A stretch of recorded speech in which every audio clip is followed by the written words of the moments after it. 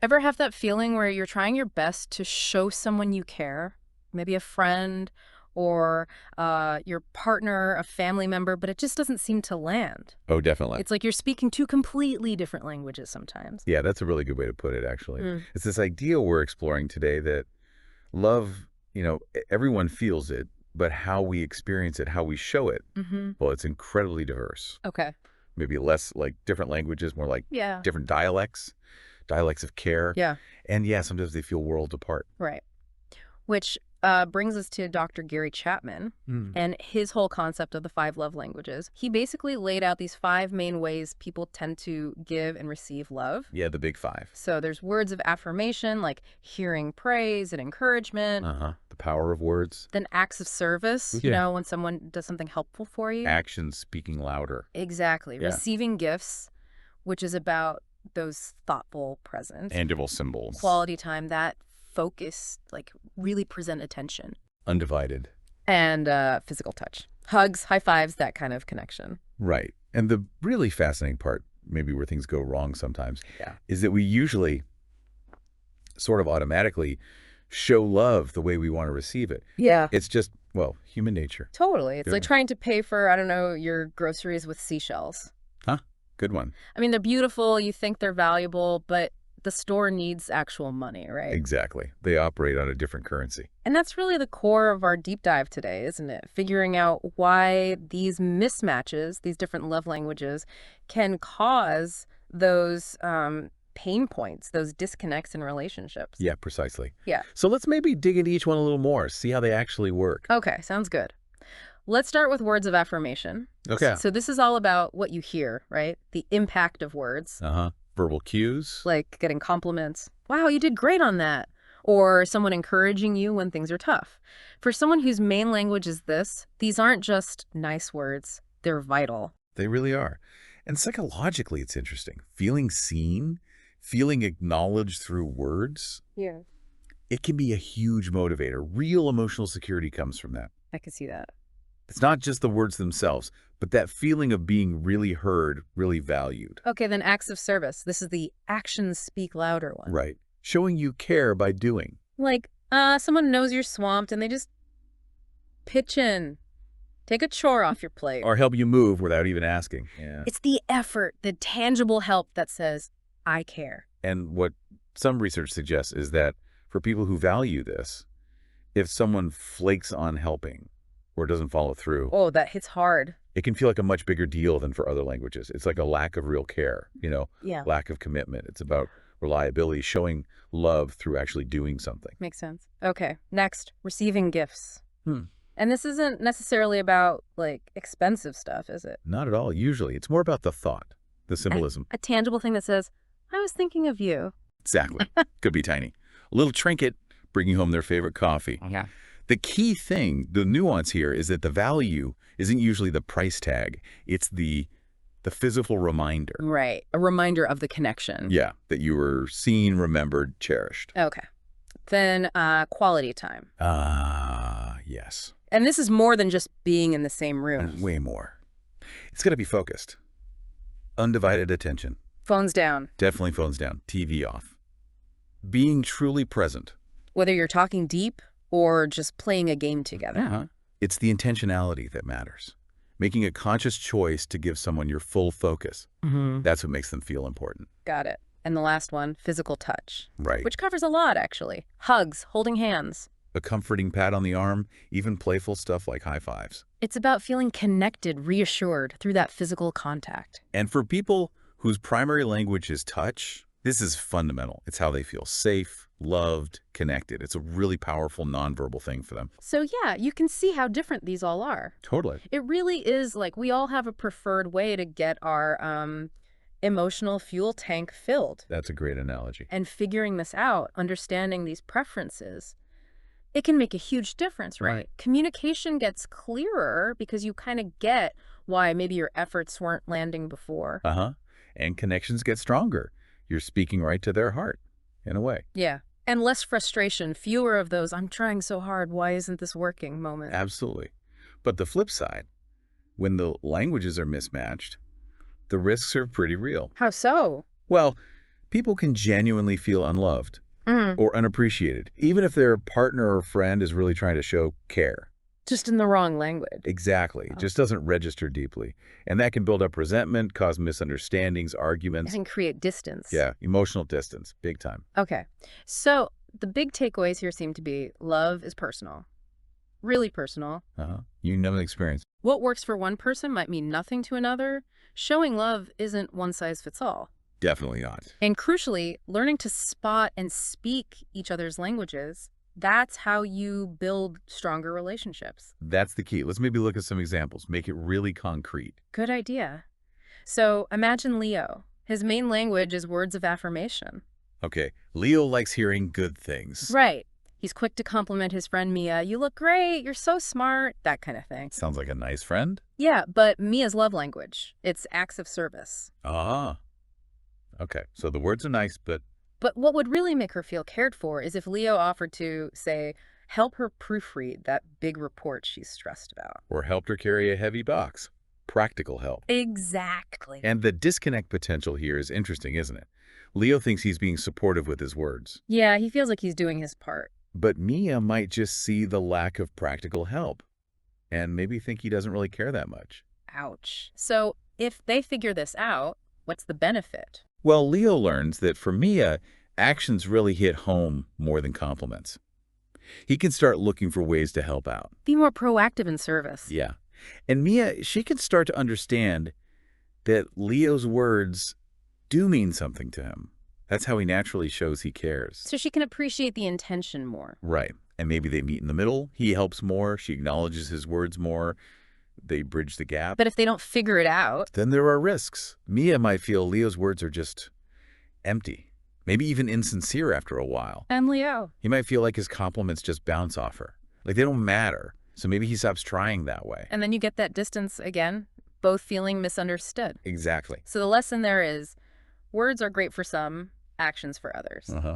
And you need to know which is which for the person you're with.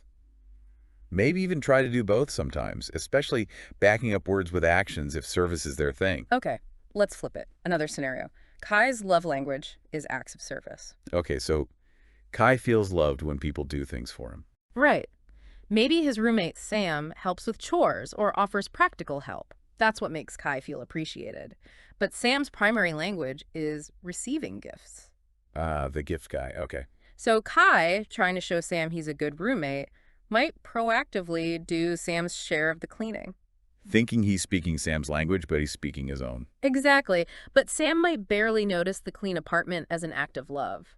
He'd feel way more appreciated if Kai maybe brought him his favorite snack sometimes. Or picked up that comic book he mentioned wanting. Yeah, a small, thoughtful gift. It really shows how our default setting, showing how we like it, can just completely miss, doesn't it? It really does. So if Kai and Sam figure this out, Well, Kai learns that Sam really responds to those tangible little tokens of thought. so he can adjust his approach a bit. Yeah.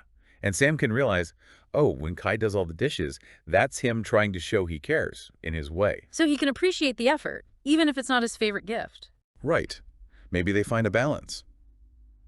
Kai still helps out because it's a shared space, but he also remembers to grab that coffee for Sam now and then. Makes sense. And the risk if they don't get it. Well, Sam might feel like Kai just doesn't get him, doesn't pay attention to what actually makes him feel valued. And Kai. Kai could feel totally unappreciated.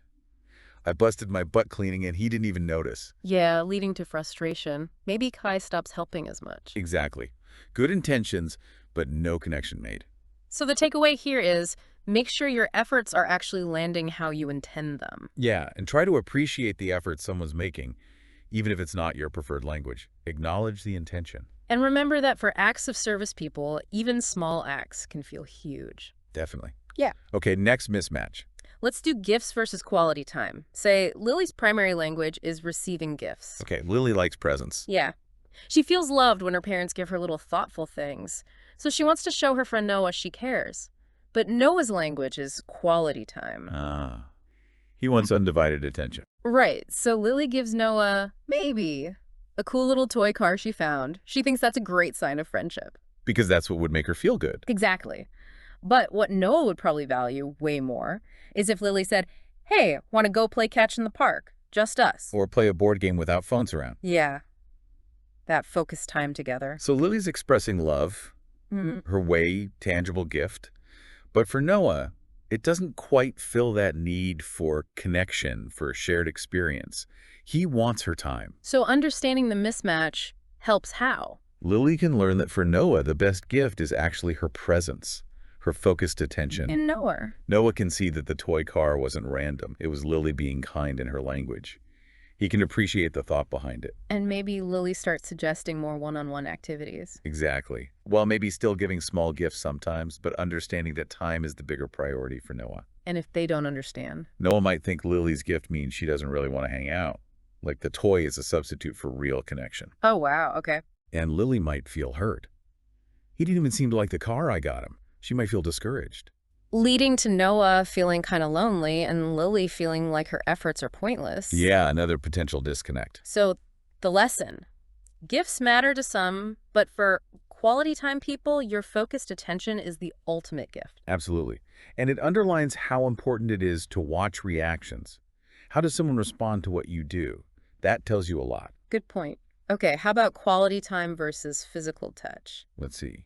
Maya needs quality time. That's her language. So she feels loved when, say, her older sibling gives her their full undivided attention. Okay. But the sibling's primary language is physical touch. Ah, so the sibling might show affection differently. Yeah, maybe they give Maya a quick hug or a pat on the shoulder while they're both kind of distracted, like watching TV or looking at their phones. So there's touch, which is their language. Right. But Maya feels the lack of focus. She might think, they're not really with me right now. What she wants is that dedicated engagement.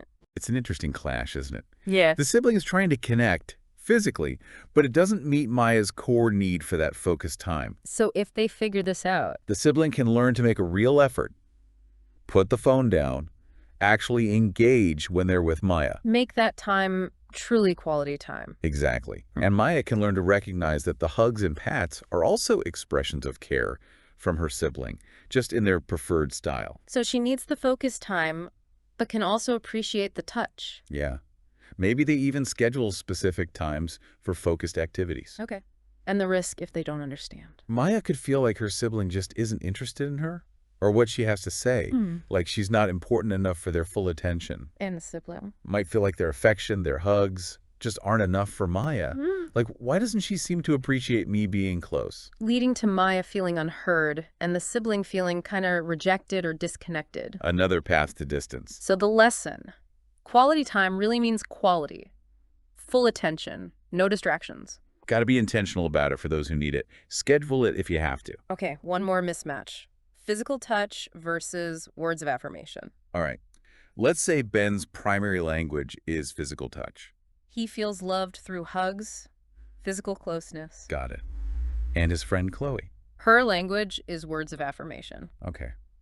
Needs the encouraging words. So Good. Chloe's feeling down about something, a setback. Ben's immediate instinct. Give her a hug. Offer physical comfort. Right, it's well-intentioned. But for Chloe, It might not actually help much. exactly, what she probably needs to hear is something like, hey, I know that was tough, but you're really strong, you'll figure this out. Verbal support. So Ben's offering comfort his way touch. But Chloe's need is for those validating words, and she's not getting them. If they understand this dynamic. Ben learns that while his touch shows he cares, Chloe also needs to hear supportive words to feel truly understood and encouraged. And Chloe can see that Ben's hug is his attempt to comfort her, even if words mean more to her. Right. So Ben can learn to add the words. Maybe offer a hug and say something encouraging. Okay. And if they don't get it, Chloe might feel Ben isn't really getting how she feels. Like the hug is just a surface level thing, avoiding the actual problem. and Ben might feel rejected, like, I tried to comfort her and she pulled away or didn't respond. Yeah. He might feel like his way of showing care isn't wanted. Leading to Chloe feeling unsupported and Ben feeling like his affection isn't valued. Another potential breakdown. So, key insights here. Physical touch isn't a universal comfort language. Definitely not. You have to be mindful. And for words of affirmation, folks, verbal care is absolutely vital. Crucial. And again, watch how people react. That tells you so much about their needs. Wow. These examples really show how easily things can go wrong, but also how understanding can fix it.